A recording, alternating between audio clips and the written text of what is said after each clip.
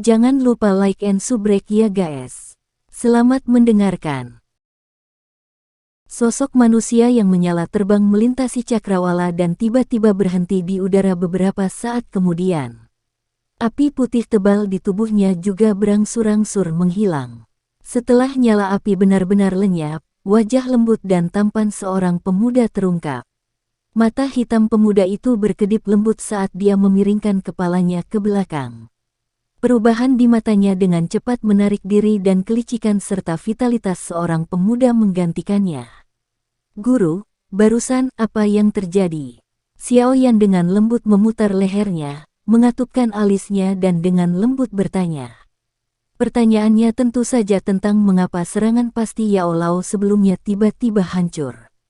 Itu melakukan hal itu di lengan bajumu, Yao Lao dengan tak berdaya menjawab, bukankah karena Bon Chilling Flame yang mengisolasi ki-nya? Aku takut Yunzi dan rakyat ular akan merasakan ki ini adalah milik Ratu Medusa.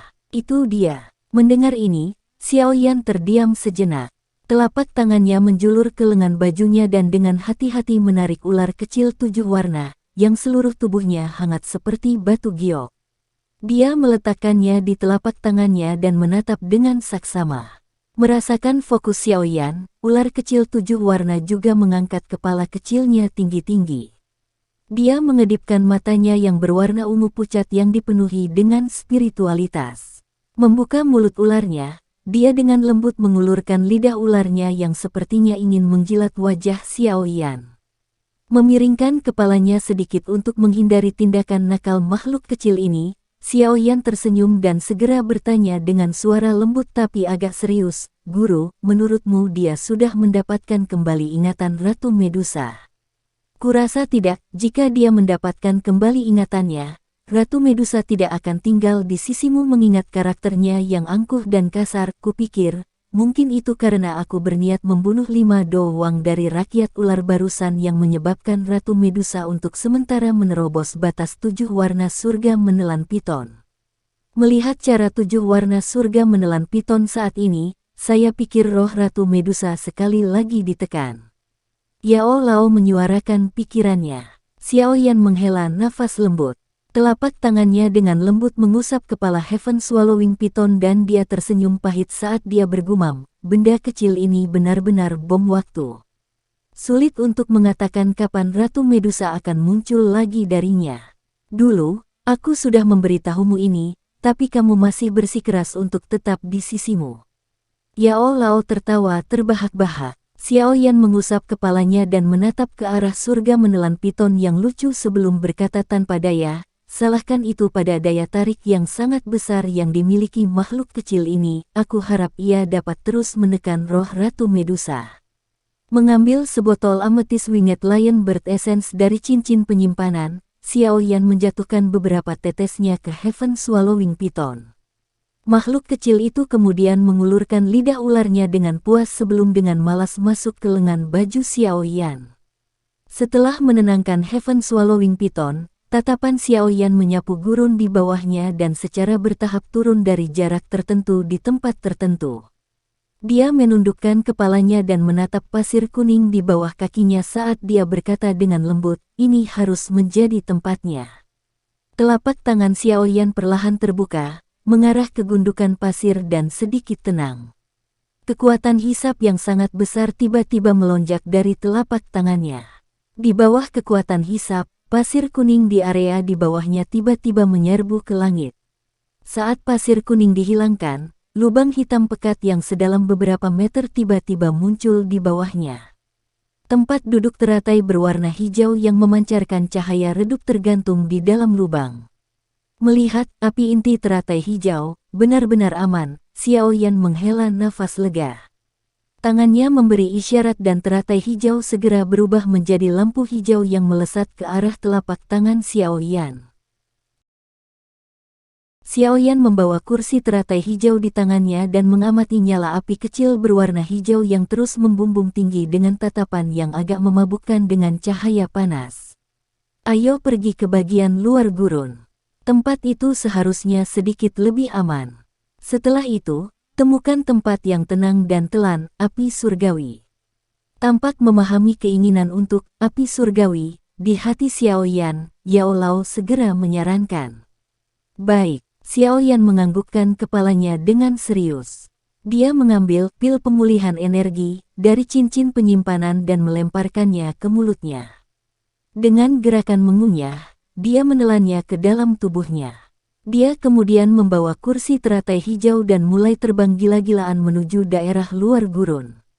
Saat tubuh Xiao Yan menghilang di dalam pasir kuning yang dipenuhi langit, pertarungan yang menggetarkan jiwa untuk api surgawi di dalam gurun tagar akhirnya berakhir dengan seseorang mendapatkan kemenangan total.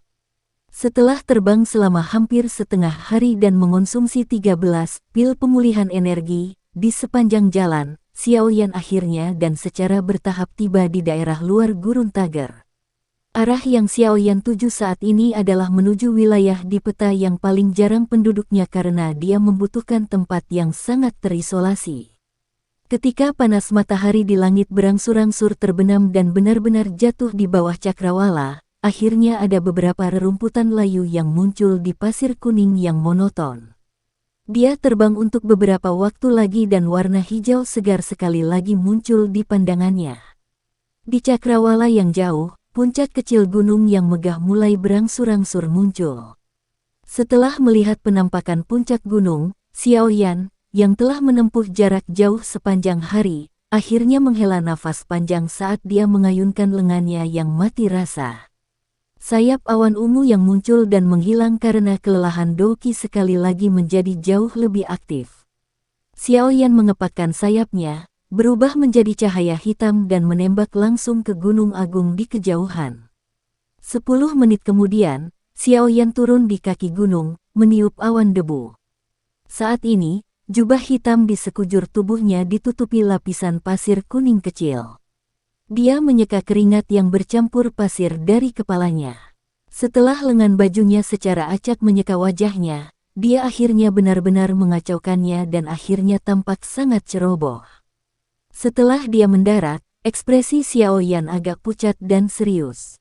Dia dengan cepat menempatkan kursi teratai hijau di sisinya dan dengan cepat mengeluarkan pil pemulihan energi dari cincin penyimpanan dan memasukkannya ke dalam mulutnya. Dia bahkan tidak punya waktu untuk berbicara dengan Yao Lao sebelum dia dengan cepat menunjukkan formulir pelatihan dan mulai memasuki mode pelatihan untuk memulihkan dokinya. Xiao Yan didukung oleh pil pemulihan energi saat dia bergegas dalam perjalanannya, tetapi pil obat adalah objek eksternal. Berulang kali mengandalkan mereka untuk memulihkan Doki akan dengan mudah menyebabkan tubuhnya bergantung padanya. Jika dia terus menggunakannya berulang kali untuk waktu yang lama, kemampuan tubuhnya untuk memulihkan Doki dengan sendirinya mungkin secara bertahap menurun hingga pada akhirnya, segala jenis pemulihan Doki tanpa pil akan menjadi tidak efektif. Sulit untuk dibayangkan, tetapi jika seorang praktisi Do kehilangan kemampuan untuk memulihkan Doki, dapatkah ia tetap disebut sebagai praktisi Do? Jadi, setelah terburu-buru dalam perjalanan untuk waktu yang lama, hal terpenting bagi Xiao Yan setelah mendarat adalah segera mengaktifkan jalur Qi di tubuhnya dan mulai memulihkan Doki. Waktu pelatihan berlanjut selama sekitar 1 jam sebelum Xiao Yan secara bertahap membuka matanya.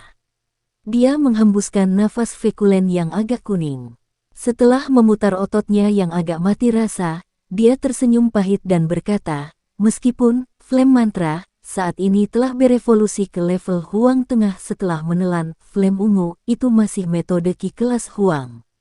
Itu tidak cukup untuk mendukung konsumsi saya. Jika saya tidak memiliki pil pemulihan energi dalam jumlah besar untuk mendukung saya tidak akan bisa bertahan begitu lama. Hehe, yakinlah. Kali ini, setelah Anda berhasil menelan api surgawi, Flame Mantra pasti akan dapat berkembang menjadi kelas Xuan.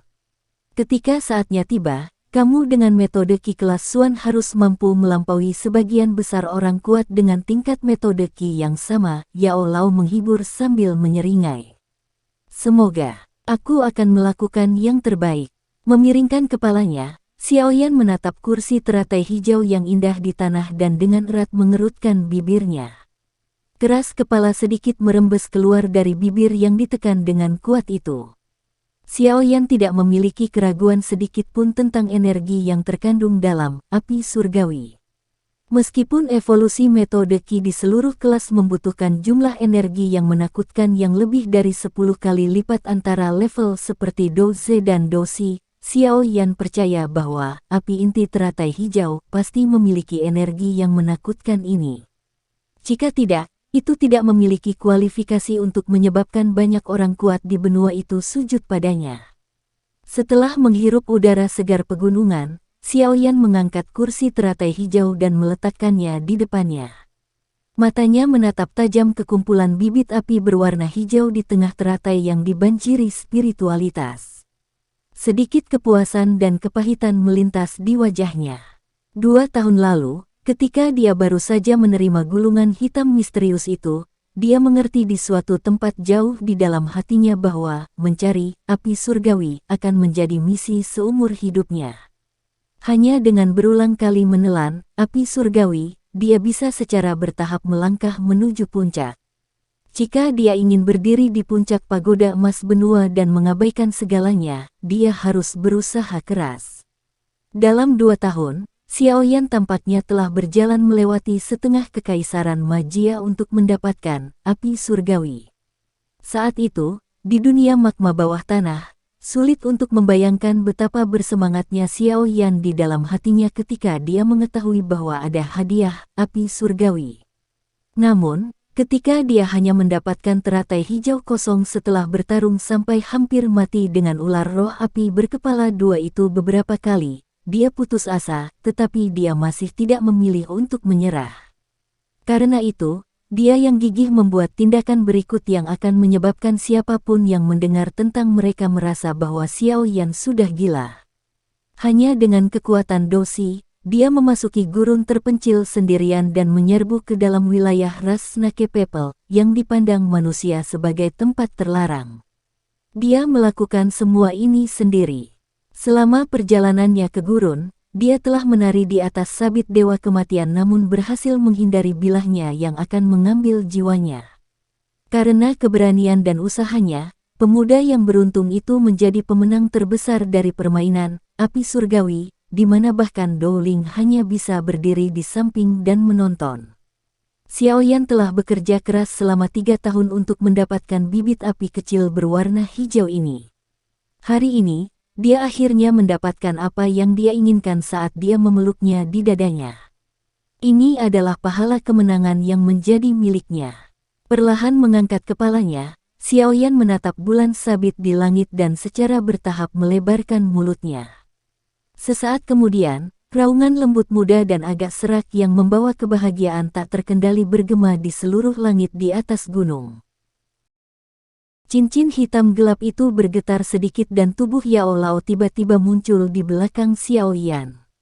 Dia menundukkan kepalanya untuk melihat tubuh kencang pemuda itu yang telah terkekang hingga sedikit gemetar.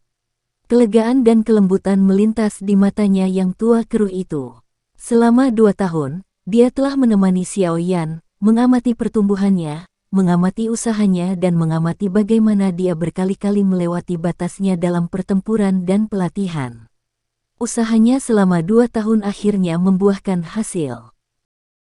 Sekian dulu ya guys. Terima kasih sudah mendengarkan, bye-bye.